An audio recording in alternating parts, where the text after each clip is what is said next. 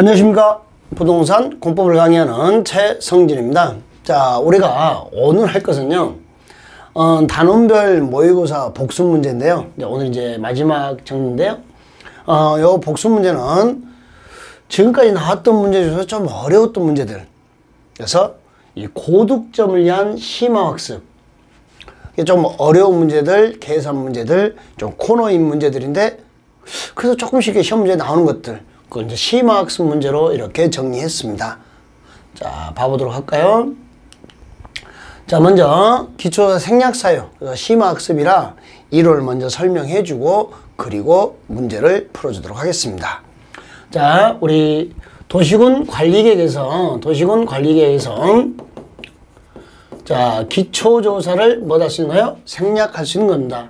환경성, 토지적성, 재취약성 분석, 성 하면서 환경성, 토지적성, 재취약성 분석을 모두 생략할 수 있는 것들입니다. 자, 여기에 생략할 수 있는 사유들의 공통점, 아주 객관식을 간단하게 푸는 요령입니다. 이것만 알고도 객관식 풀 수 있거든요. 자, 지구 단위 계획이 보이면 생략할 수 있습니다. 지구 단위 계획이 보이면 이렇게 지구 단위 계획이 보이면 생략할 수 있습니다. 이렇게 문장 속에 지구 단위 계획이 보이면 생략할 수 있습니다. 그리고 이렇게 도시군 계획 시설이 보이면 생략할 수 있습니다. 자, 기초사, 환경성, 토지적성, 재취약성 분석 요 세 개를 모두 생략할 수 있는 사유는 지구 단위 계획이 보이거나 도시군 계획 시설이 보이면 공통 생략 사유입니다. 자, 그때 지문으로 좀 많이 쓰는 문장이 1번과 2번입니다. 자, 지구 단위 계획구역이 도심지에 위치하답니다. 상업지나 상업지 연접에 있더라. 도심지에 위치더라.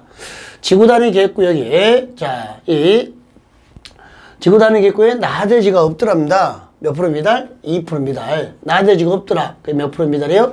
2% 미달. 요거 2% 기억하시고. 그 다음에 우리 공법에서 자, 경미한 거다. 생략할 수 있는 경미한 거다 할 때 도로 너비는 항상 12m 이상의 도로 설치계획이 없는 경우. 미만이죠? 몇 미터 미만이요? 12m. 왜? 이상의 도로에 설치계획이 없는 경우니까 12m 미만의 설치계획이 있는 경우죠. 12m 이상의 설치계획이 없더라. 이 말이 무슨 말이에요? 12m 미만의 설치계획이 있는 경우더라. 이렇게 하시면 돼요. 자, 먼저 생략하는 거요. 자, 지구 단위 계획 보이고 도시군 계획 시설을 보이면 생략할 수 있더라. 근데 그게 자, 도심지에 위치하더라. 상업지나 상업지역에 연접해 있더라. 나대지가 없더라. 2% 미달이더라. 도로 너비가 12m 이상의 설치계획이 없더라. 즉 12m 미만의 설치계획이 있더라. 그러면 생략할 수 있습니다. 이때 생략사유에서 환경성 검토 생략사유입니다. 여러분, 환경성 검토 생략사유는 우리 방금 봤던 그러니까 지구 단위 계획 보이죠? 도시군 계획 시설 보이죠?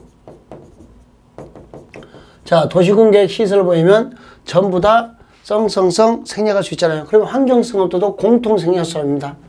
토지적성 평가도 공통 생략사유고, 자, 재취약성 분석도 공통된 생략사유가 되는 겁니다. 저 무슨 말인지 이해됐나요? 그러니까 환경성 검토 생략사유는 전략 환경 영향 평가 대상이면 생략할 수 있고, 플러스 지구 단위 계획 보이고 도시군 계획 시설을 보이면 생략할 수 있습니다. 그 다음에 재취약성 분석 생략사유 나오면 5년 내 재취약성 분석을 했으면 생략할 수 있다 돼 있어요. 그 다음에 지구 단위 계획 보이고 도시군 계획 시설 보이면 생략할 수 있다 이렇게 돼 있어요. 그러면 이번에 토지 적성 평가 생략 사유는요. 자, 지구 단위 계획 보이고 도시군 계획 시설 보이면 생략할 수 있고 플러스 알파 이만큼 더. 그때 토지 적성 평가 생략 사유를 이렇게 암기했는데요. 자, 5년 내 토지 적성 평가 있으면 당연히 생략할 수 있을 거예요. 자, 지구 단위 계획 보이고 도시군 계획 시설 보이면 토지 적성 평가 생략할 수 있습니다. 지구 단위 계획구에서 도시군 계획 시설에서 도시군 관리계획 위반할 때 이때 생략할 수 있고요. 자, 생략할 수 있는 게 보세요. 주거, 상업, 공업지역의 개발 제한구역, 그 다음에 도시개발사업. 개발 제한 구역의 조정 해제된 지역에서 관리계획 위반하더라. 그 다음에 도시개발 사업하고 있더라.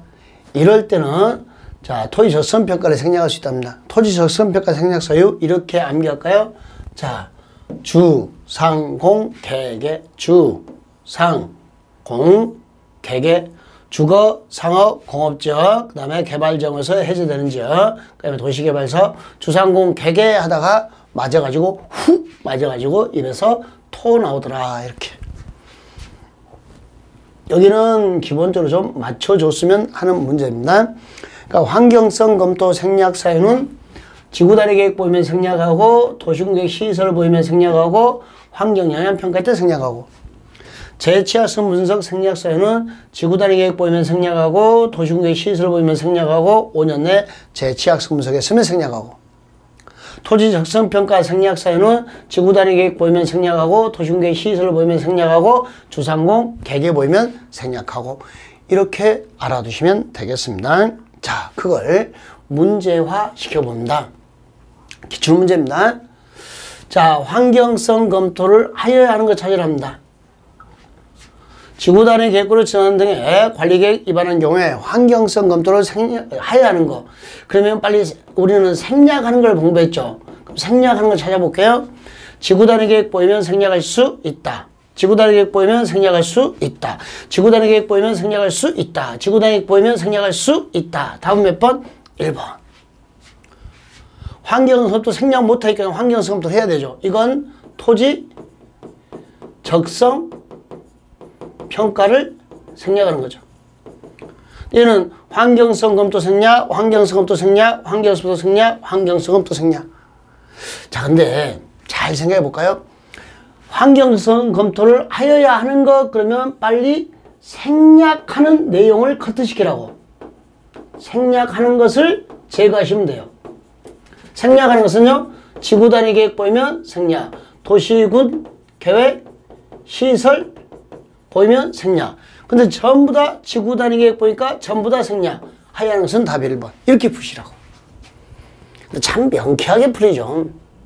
지구단위 계획이나 도시공계 시설 보이면 자, 토지 적성, 재취약성, 환경성 검토를 생략할 수 있다. 이렇게 알아두시면 되겠습니다. 예제 1번 문제 앞부분에 도시군 관리인 내용이었고요. 두 번째 용도지구에서요. 자, 자연취락지구입니다. 우리가 취락지구 안에 자연취락지구 안에 건설할 수 있는 거 뭐 이건 이제 기출돼서 좀 논점성이 약해졌다면 자, 자연취락지구 안에서 국가나 지자체가 취락지구 안의 주민의 생활 편익과 복지 증진을 위하여 시행하거나 지원할 수 있는 사업, 시행하거나 지원할 수 있는 사업입니다. 여기 시행이나 지원하는 사업의 특징이 뭐냐면요. 이렇게 빨리 자연취락지구 안에 있거나 자연취락지구에 연결되는 도로, 수도, 공급설비, 하수도 이건 뭐예요?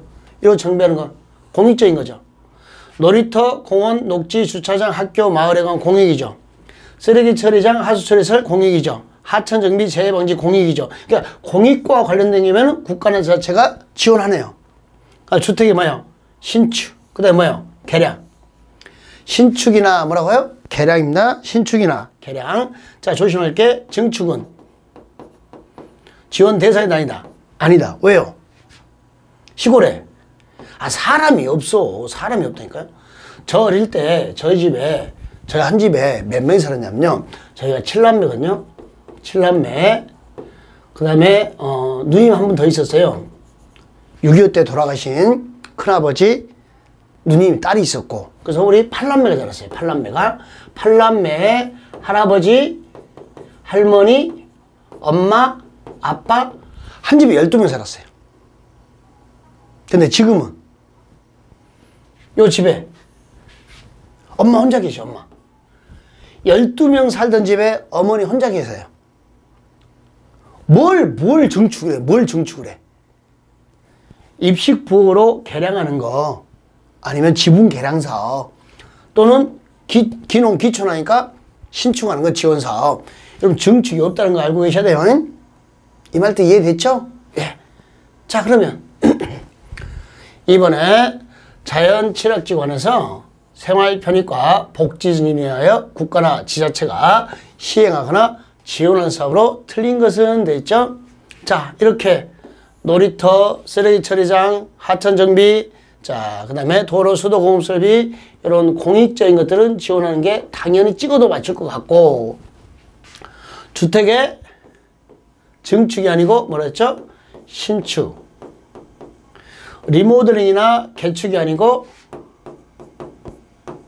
부엌, 입식 부호로 개량, 지붕 개량, 신축이나 개량을 지원하지 요렇게 증축 아니다는 거, 리모델링 아니다는 거, 이 정도 알아두시면 좋겠습니다.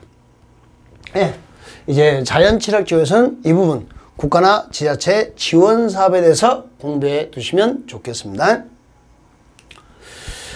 자, 예제 3번은 지구단위 계산 문제인데요. 우리 지구단위 계획구역에서는 지구단위 계획구역에 되면 건폐율의 150%, 용적률의 200%까지 완화하는, 건폐율의 150%, 용적률의 200%까지 완화하는, 자, 이런 혜택을 줬습니다.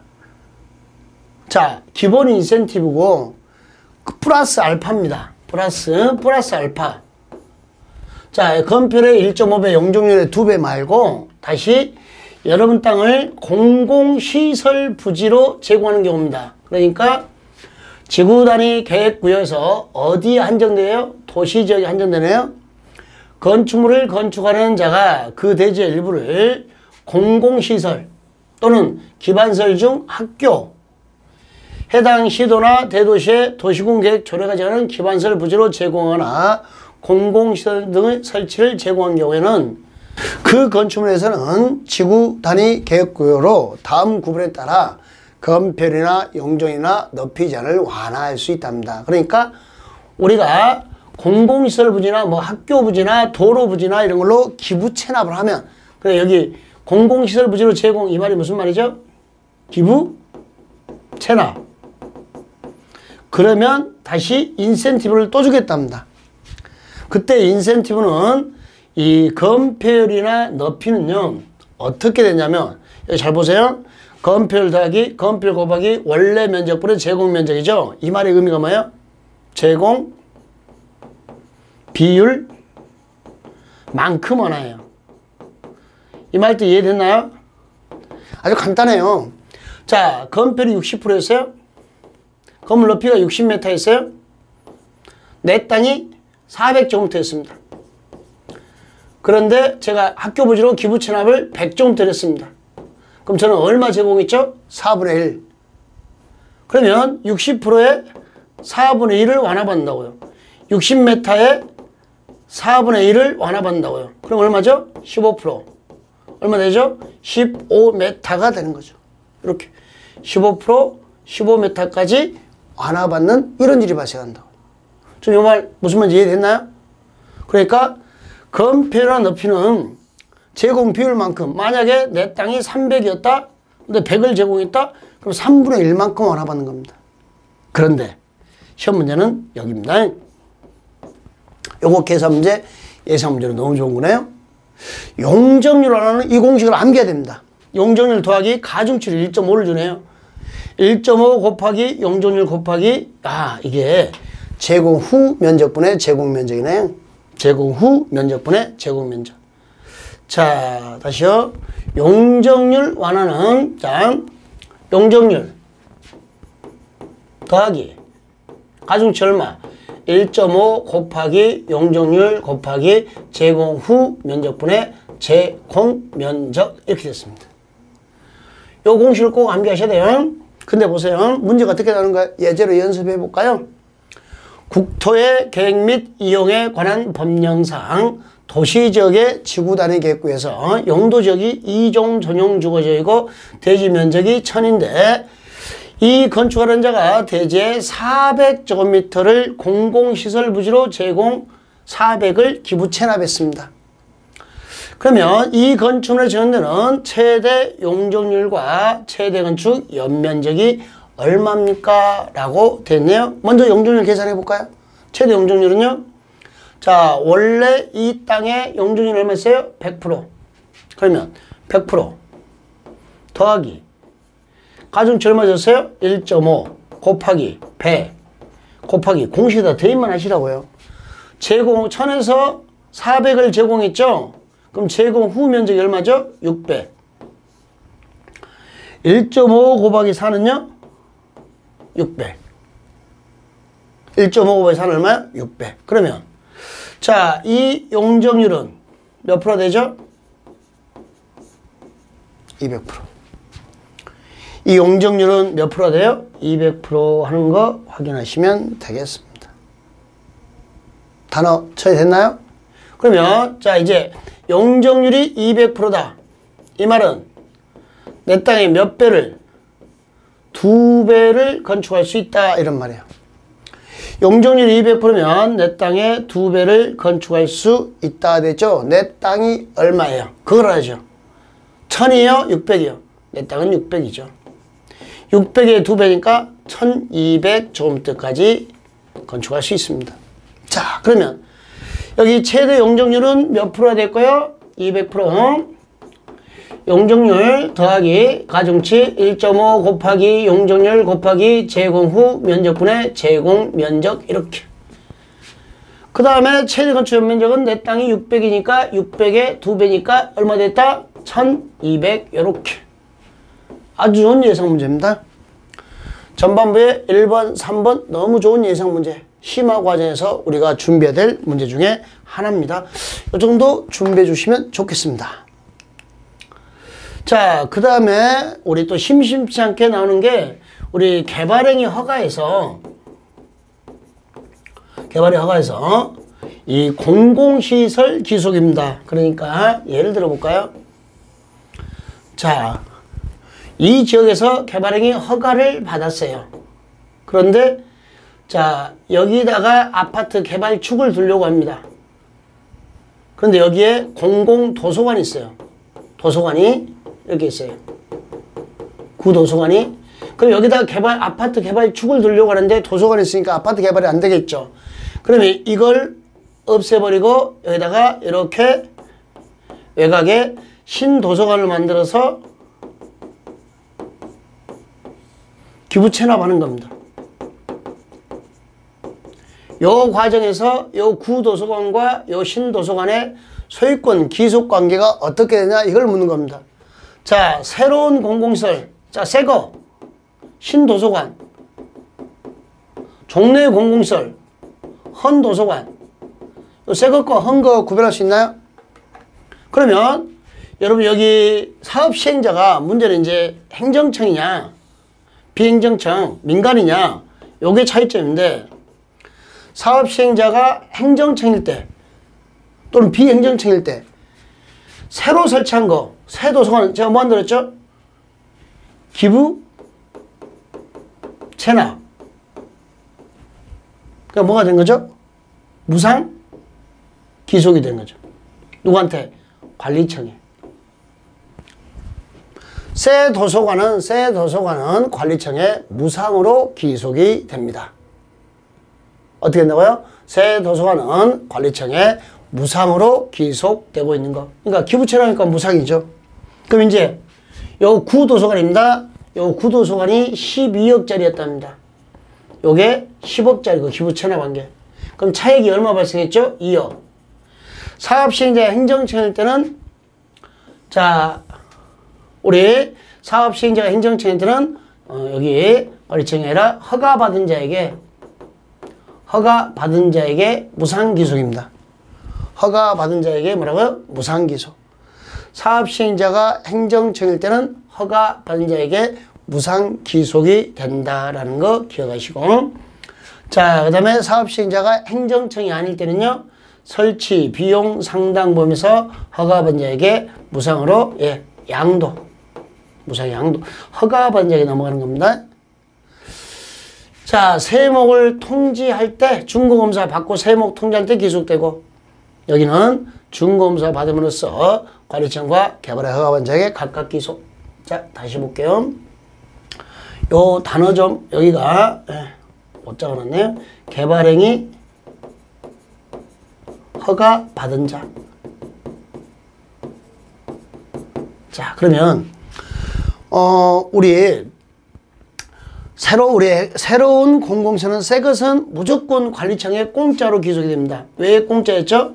시행자가 행정청이든 비행정청, 민간이든 상관없이 공짜 기속인 것은 기부 체납 때문에 그렇습니다. 그럼 다시 자, 종래 공공시설 헌 것은 어떻게 될 건가? 자, 10억짜리를 기부 체납받고 12억짜리를 어떻게 소유권 배분할 것인가 보니까 사업 시행자가 행정청일 때는 허가받은 자가 행정청일 때는 12억짜리를 그냥 무상으로 줍니다. 왜? 국부에 유출이 없으니까. 그 주머니가 그 주머니니까. 근데 민간일 때는 10억짜리 받고 12억짜리 주면 국부가 2억이 유출되잖아요. 그러니까 요 2억의 유출을 막기 위해서 10억. 그러니까 새거 설치 비용 상당 범위에서만 무상 양도입니다. 기속이라는 표현보다는 오히려 양도라는 표현이 더 맞죠? 무상 양도입니다. 그러니까 이렇게 표현하면 돼요. 실비만큼 무상 양도. 실비만큼. 설치 비용만큼. 행정을 지낼 때는 준공검사 받고 세목 통지한테 기속되고 우리는 준공검사 받으면 기속되고.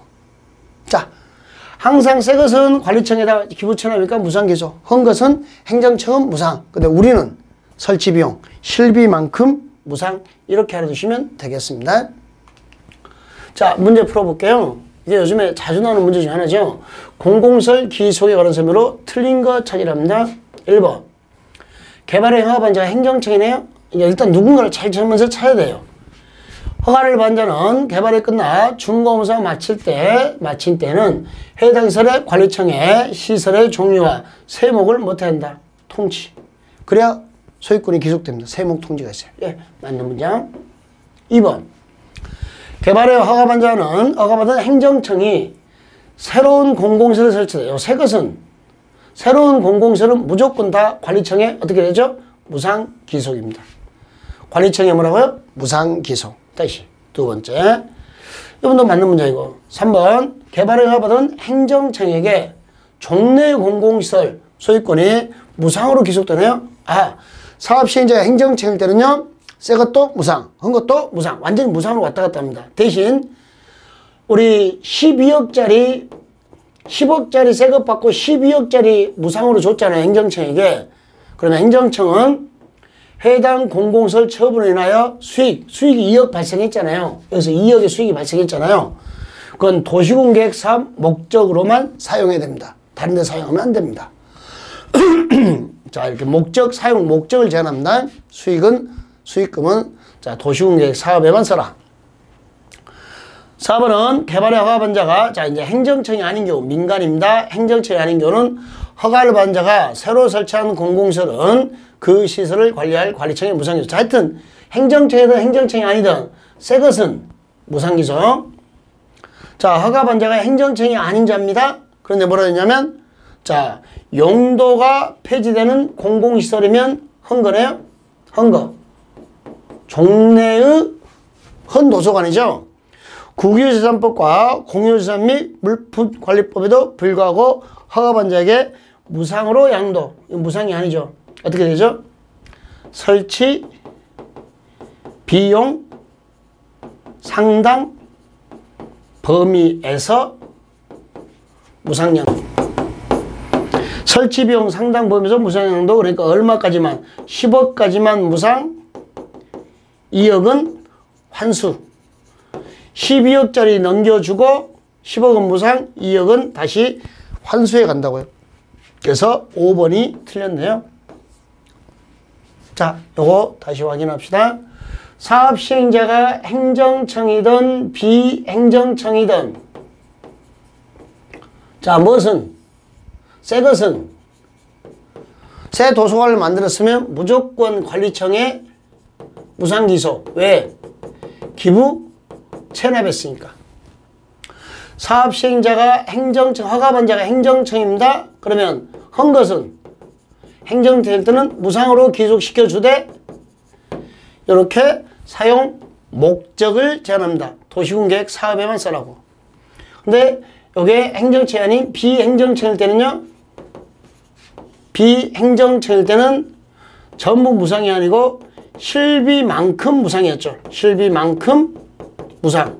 그러니까 12억짜리 중에서 10억만 무상인 거죠. 그럼 12억짜리 전체 주고 2억을 다시 환수해가는 이런 성격이죠. 그러니까 그냥 이렇게 무상으로 양도해야 한다 아니고 설치 비용 상당 범위에서 무상 양도 요 답지문만 정확하게 알고 있어도 행정청이 아닌 시행자가 종래의 공공시설, 용도가 폐되는 공공시설은 설치 비용 상당 범위, 우리 쓰는 표현은요 실비만큼 무상, 이렇게 알아두시면 되겠습니다.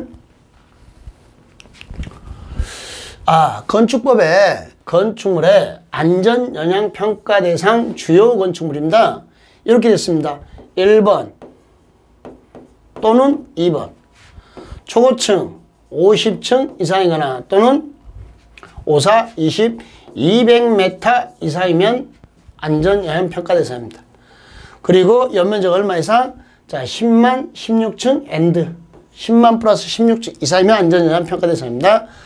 하나의 대지에 둘 이상의 건축물을 건축하는 경우는 각각 건축물마다 연면적을 말합니다. 연면적 각각 건물마다 10만 제곱미터 이상이 됩니다. 16층 이상이 되고 이렇게.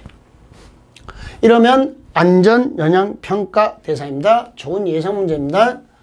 자, 안전영향평가를 받은 것에 해당하지 않는 것은 됐는데요. 자, 단 하나의 대지에 하나의 건축물이 있는 경우는 자, 전제로 한다. 대지에 건물 하나 있는 것을 전제로 한다 이렇게 됐죠. 자, 첫 번째 초고층 건축물인가요? 두 번째 초고층 건축물인가요? 초고층 건축물. 몇 층 이상? 50층 이상. 몇 미터 이상? 200m 이상 이렇게 되는 거. 자, 10만 제곱미터 플러스 얼마 이상? 16층 이상이면 되죠? 여기 10만 20층. 예. 안전영향평가 대상. 10만 30층. 10만 얼마면 되니까 플러스 16층 이상이면 되니까 이렇게 안전영향평가 대상. 자, 그 다음에요. 10만 15층. 16층 해야 되는데 150m? 200m 이상 해야 되는데 좀 뭐가 틀린지 아셨죠? 정답은 몇 번? 5번이 되겠네요. 5번. 자, 초고층 건축물이나 10만 16층 돼야 되는데 요건 10만 16층도 안 되고 초고층도 안 되고 해서 정답 몇 번? 5번. 이렇게 풀어주시면 되겠습니다. 자, 구조 안전 확인 서류 제출입니다. 요거 암기상이죠. 단순 암기인데 구조 기준 등에 따라 구조 안전 확인한 건축물 중 다음에 해당하는 건축물의 건축주는 해당 건축물의 설계자로부터 구조 안전 확인서를 받아 착공 신고할 때 누구한테 제출해요? 허가권자에게. 구조 안전 확인서를 누구한테 제출해요? 허가권자. 다만 표준 설계 도서에 따라 건축 건축물은 제외한다. 표준 설계 도서에 따라 건축 건축물은 대상이 아닌 거예요. 자, 그럼 이제 암기 시작할 텐데요. 잘 생각해 봐요. 단독, 공동 몇 개 나왔죠? 2개. 둘. 단독, 공동, 둘, 2층 200입니다. 단독, 공동 2개 나왔으니까 둘, 2층 200. 그 다음에 이렇게 목구조일 때는요. 3층 500, 3호. 여러분 여기에 2번과 3번은 내진 능력 공개 대상인 거 아시죠? 내진 능력 공개 대상. 둘, 3호. 자, 다시요. 이렇게 암기합시다. 단독, 공동, 둘, 목구조 몇 자죠? 3자, 3, 5. 단독, 공동, 둘, 3, 5. 이렇게 되는 거 확인하시고. 자, 그 다음에 높이, 건물에 높이가 있고요. 처마 높이가 있고, 기둥 사이가 있죠. 건물이 이렇게 있으면.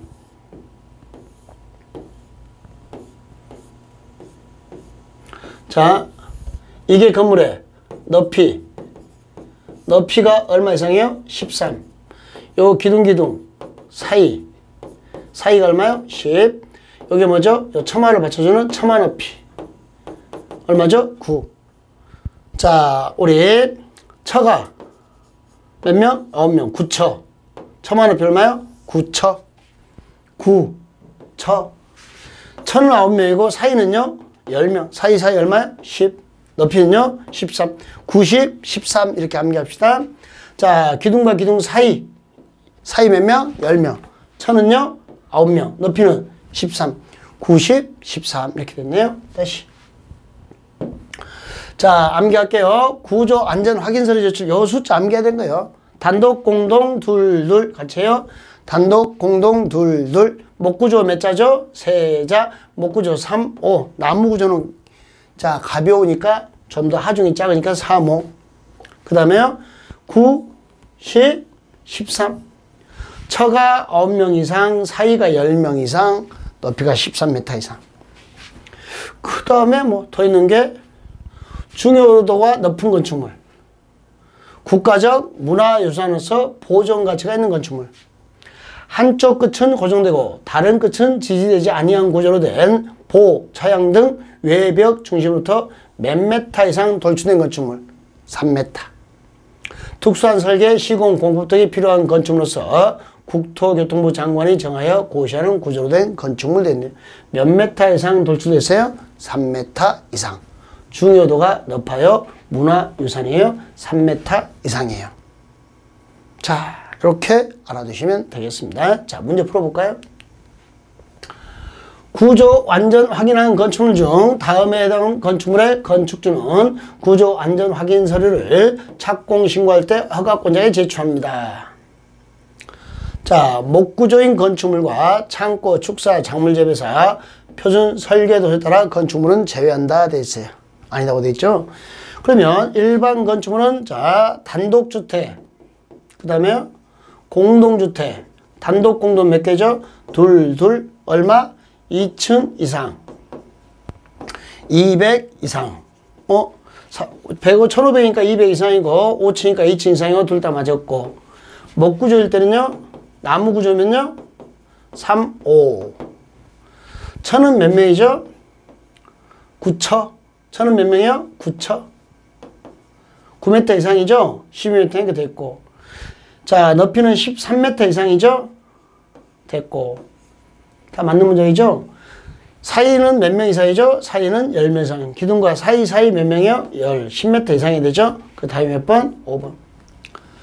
자, 단독, 공동, 둘, 목구조, 3, 5, 9, 10, 13, 9, 처가 몇 명 이상? 9명, 사이가 몇 명 이상? 10명, 높이는 13m 이상. 단독, 공동, 둘, 목구조, 3, 5, 9, 10, 13 이렇게 정리하시면 된다. 그러니까 시도만 하면 되는 건데 처음부터 너무 어렵다고 생각하고 시도를 안 하니까 문제가 되는 겁니다. 아셨죠? 예. 자, 증축 가능 최대 면적 문제가 나오는데, 자, 여기 건물에 그림을 주면서, 이렇게 그림을 주면서요, 여기에 최대 몇 평까지 증축할 수 있습니까? 라고 나오면요, 일단 증축 가능 최대 면적이 나오면 먼저 최대 건축 연면적을 계산합니다. 그 다음에 현 건물의 연면적을 계산합니다. 그 차이가 정답입니다. 이때 이 연면적은 전부 다 뭐 관련된 연면적이냐? 용적률 관련 연면적입니다. 지하층 빼고 지상의 주차장 빼란 거죠. 용적률 관련 연면적입니다. 왜 그러냐? 증축이니까. 증축은 쌓는 거니까 용적률 관련 연면적입니다. 증축이니까. 요 개념이 딱 와닿아야 문제 풀기가 아주 편해집니다. 자, 그러면 다음과 같이 대지 면적 1000제곱미터의 토지에 지하 1층, 지상 4층의 연립주택이 있다. 이 토지의 정도는 최대 용적률이 300%다. 현 상태에서 지상으로 증축하는 최대 면적은 얼마입니까? 높이 제한이나 건축 구조 제약은 없다. 이렇게 전제하에 풀어봐라. 최대 건축 연면적 1000에 300%면 내 땅의 3배. 얼마까지 건축할 수 있는데요? 3000제곱미터까지 건축할 수 있는데 용적률 관련 연면적 지하층 빼죠. 지상의 주차장 빼죠. 어떻게 했죠? 대피, 지주. 갑질한 대피, 지주 너 대피하라고. 대피 공간, 피난 안전구역, 지하층, 주차장, 대피, 지주. 기억나요? 지주. 갑질 많이 있으니까 대피하라고. 그러면 자 1000제곱미터에 300%니까 3000까지 만들 수 있는데 음식점 빼고 지하, 지상의 주차장 빼고 자 얼마죠? 2200제곱미터까지 건축했네요. 지금 현재 건축되는 게 2200이죠? 그럼 나는 얼마 증축할 수 있어요? 800. 아예 딱 이게 공식입니다. 그러니까 증축가는 최대 면적 나오면 아 증축은 쌓는가 용적률 개념이야. 제일 먼저 최대 건축 연면적을 계산하는 거야. 최대 건축 연면적 계산했으면 그림이 줄 거야. 그럼 그림의 현 건물의 연면적을 계산하는 거야. 그 다음에 차이가 정답이야.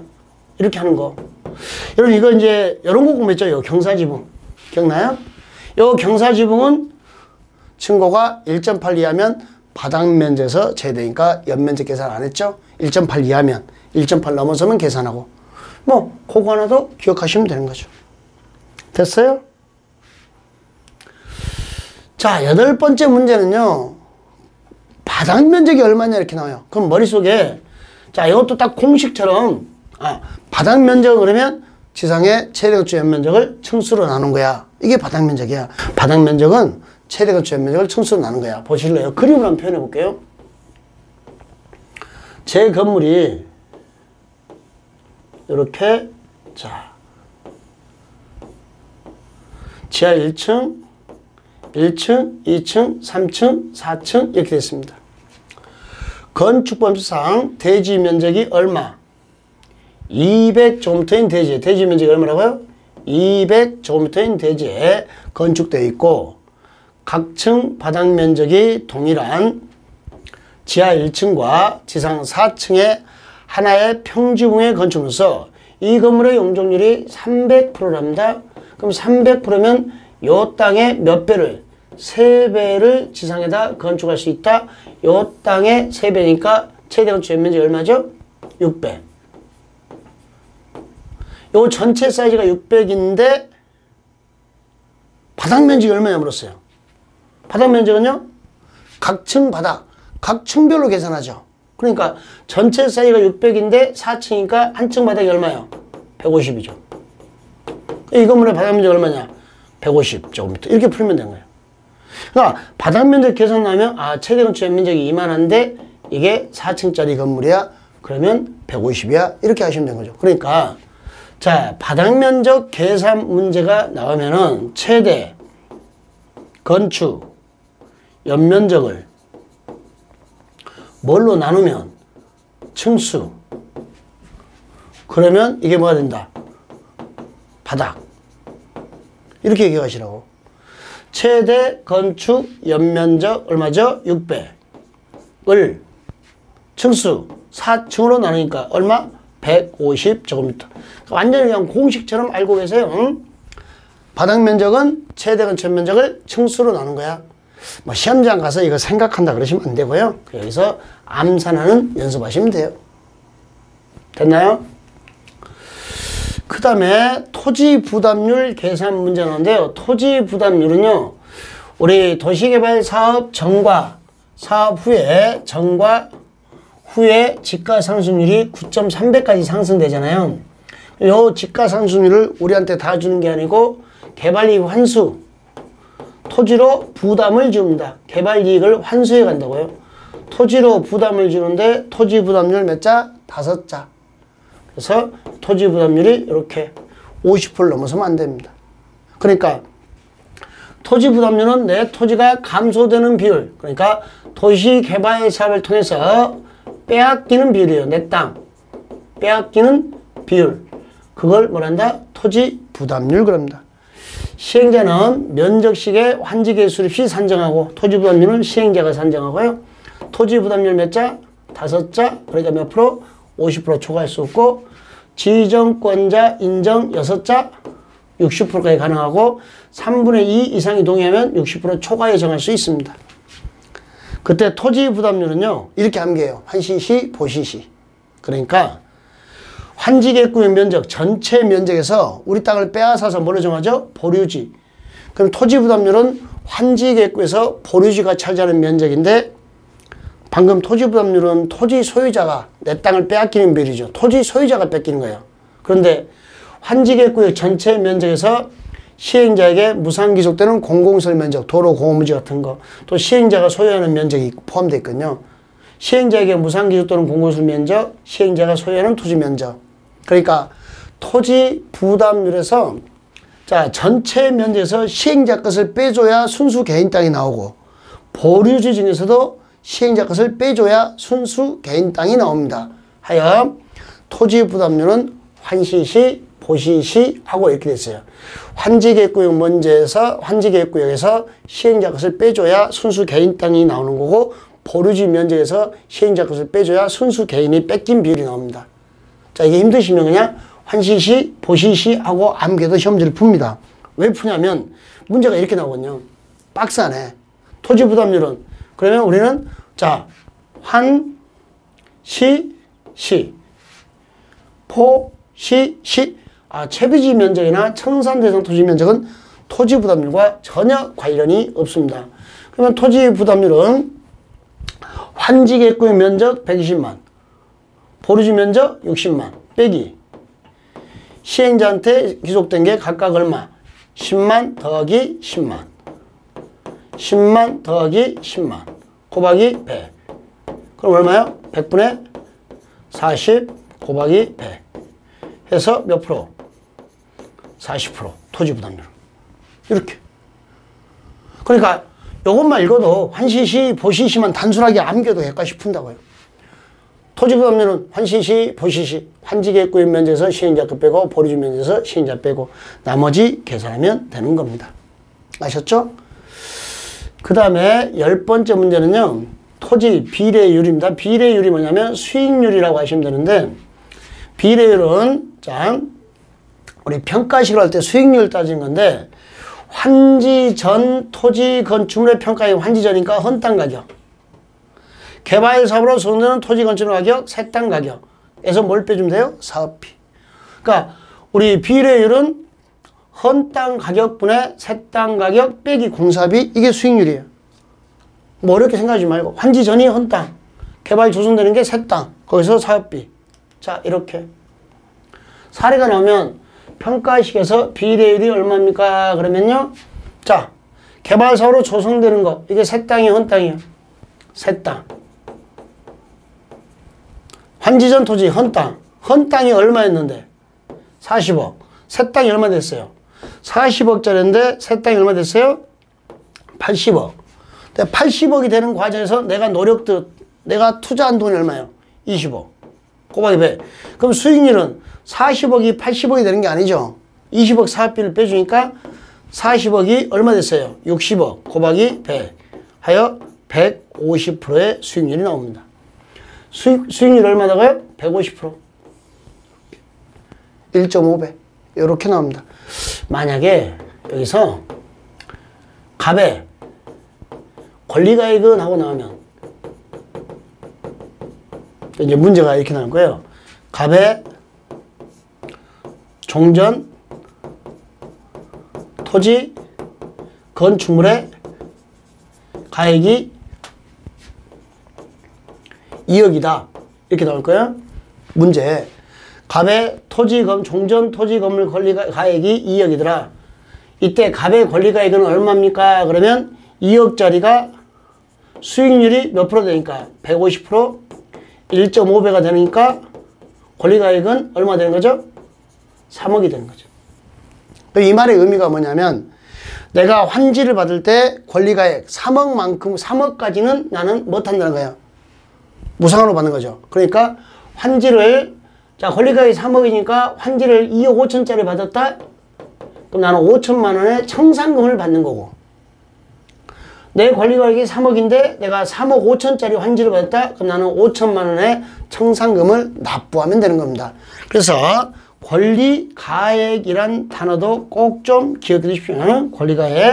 권리가액은 종전토지 건축물 가액에다가 헌땅 가격에다가 헌것 가격에다가 수익률 150%다. 그러면 1.5배 곱해주면 되는 거예요. 예, 1.5배. 이게 권리가액이단까지 알아두시면 되겠습니다. 자, 여러분의 합격을 진심으로 기원합니다. 그러니까 좀 어려운 문제인데 합격을 위해서 좀 더 심화학습 투자해보는 것도 괜찮을 것 같습니다. 자, 오늘은 여기서 마무리 짓도록 하겠습니다. 예, 수고하셨습니다.